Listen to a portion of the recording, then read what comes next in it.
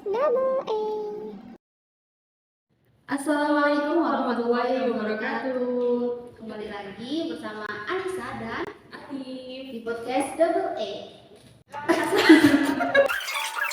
Dua prinsip tentang manajemen pendidikan Islam. Dalam manajemen pendidikan Islam itu pasti dasarnya adalah Al-Quran dan hadis Rasulullah. Pasti ada Al-Quran sama 3, 2, 1, go.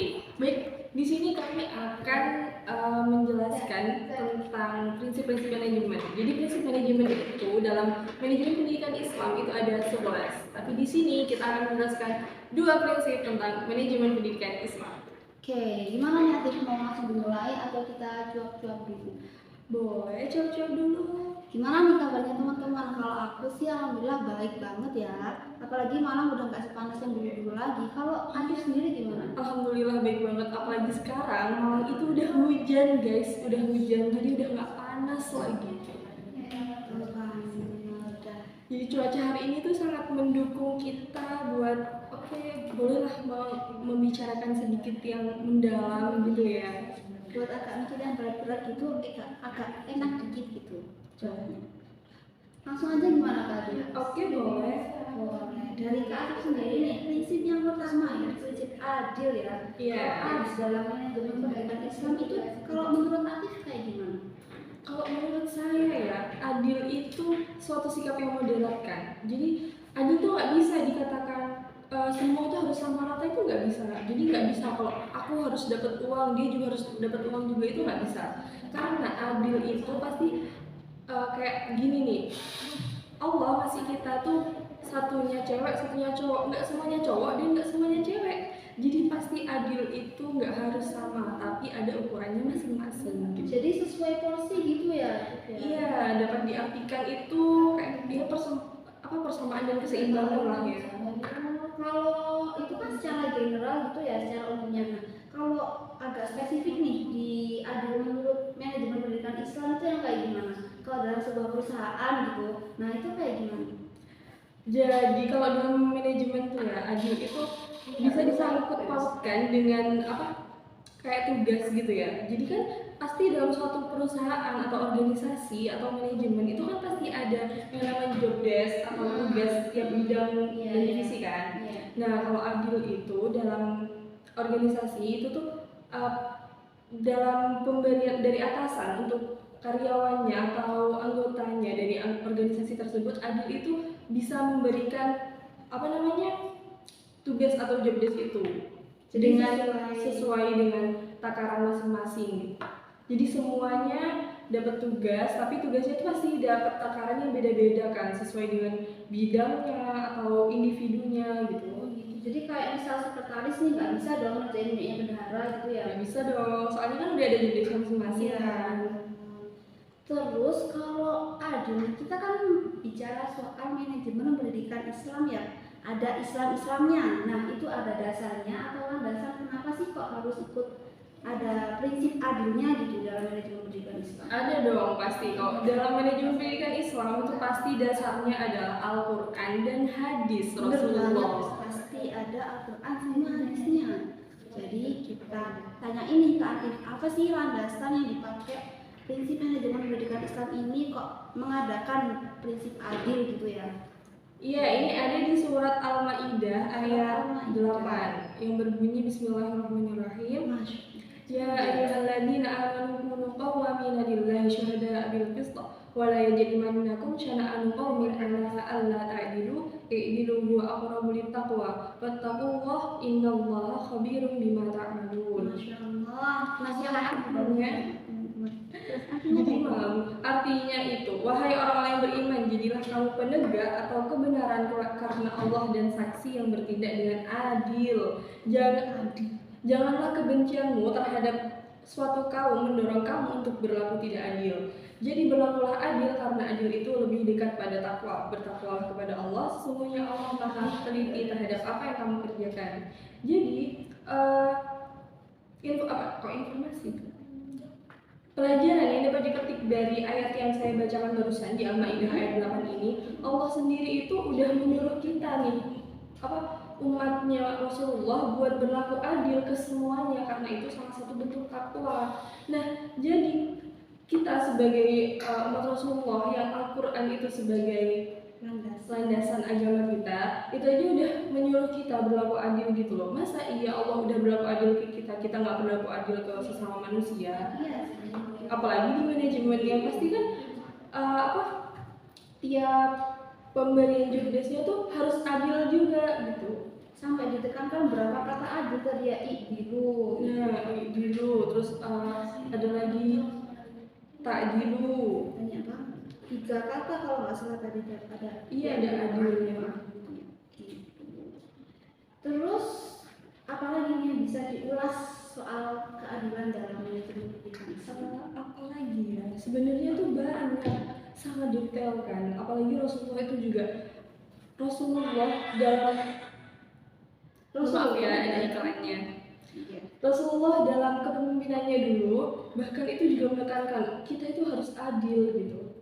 Bahkan sampai kepada khalifah-khalifah setelahnya itu tuh juga berlaku adil kepada masyarakat, kepada rakyatnya, kepada masyarakatnya, kepada umatnya gitu. Pernah ada nggak sih itu yang cerita waktu peletakan batu hajar? Oh iya, Hajar Aswad. Nah itu yang kayak gimana sih, kayak Rasulullah itu menjanjikan kepada para pemimpin ya? Iya, kepada para pemimpin suku gitu. Buat kan jadi waktu itu lagi apa ya, kayak ada renovasi kan di Mekah itu. Nah terus Hajar Aswad kan mereka juga menganggap Hajar Aswad itu suatu batu yang dimuliakan gitu kan. Jadi mereka tuh awalnya tuh kan mereka kayak berseteru gitu, siapa nih yang harus siapa yang harus naruh ini batunya kayak gitu kan. Sampai akhirnya mereka tuh bersepakat orang yang keluar pertama kali dari pintu masjid maka dia yang akan menaruh Hajar Aswad tersebut. Sampai akhirnya ternyata yang keluar itu Rasulullahnya sendiri. Karena Rasulullah itu adil dan beliau itu tidak egois ya. Jadi beliau itu merentangkan sorban dan tiap ujung sorbannya tuh yang harus bawa tuh kepala sukunya. Jadi kan Rasulullah itu adil biar semuanya tuh semuanya merasakan kehormatan untuk meletakkan batu Hajar Aswad tadi. Iya, betul sekali. Itu jadi teman-teman, adil itu dalam manajemen pendidikan Islam itu sangat dibutuhkan banget. Karena kan itu menyangkut juga job desk dan tugas kan. Benar banget. Oke, lanjut ke prinsip yang kedua nih Mbak Anissa. Prinsip yang kedua. Kita akan bahas apa tadi? Musyawarah. Jadi di manajemen itu kan ada prinsip namanya musyawarah kan ya. Nah menurut Mbak Anissa sendiri, musyawarah itu apa sih? Kalau musyawarahnya secara general ya, secara umum itu kan kumpul, kita banyak orang itu kumpul jadi satu. Setiap orang mengeluarkan pendapatnya masing-masing, nanti dari situ diambil suatu mufakat, suatu keputusan yang paling fair, 50-50, semuanya itu kayak berdampak bagus gitu untuk semua. Nah jadi gitu, musyawarah itu mengeluarkan pendapat semuanya dan diambil salah satu keputusan yang mufakat gitu. Jadi semuanya tuh berhak berpendapat ya kalau musyawarah, nggak harus satu orang kan ya? Apalagi kita itu Indonesia negara demokrasi gitu ya, jadi untuk mengeluarkan pendapat itu sangat boleh banget. Jadi setelah nanti pendapatnya udah dikeluarkan nih, jadi nanti dipilih yang dominan apa gimana?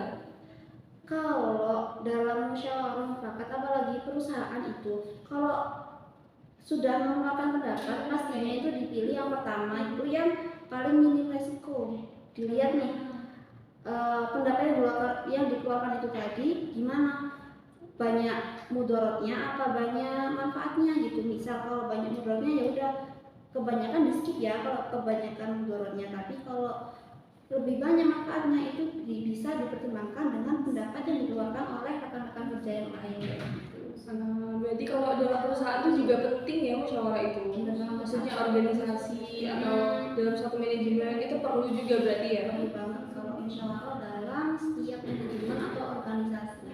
Bahkan kita kalau cuma bertiga aja, itu tuh kalau mengambil keputusan itu harus lewat musyawarah mufakat itu tadi, biar fair gitu, nggak ada konflik atau miskomunikasi antara tiga orang tersebut kayak gitu.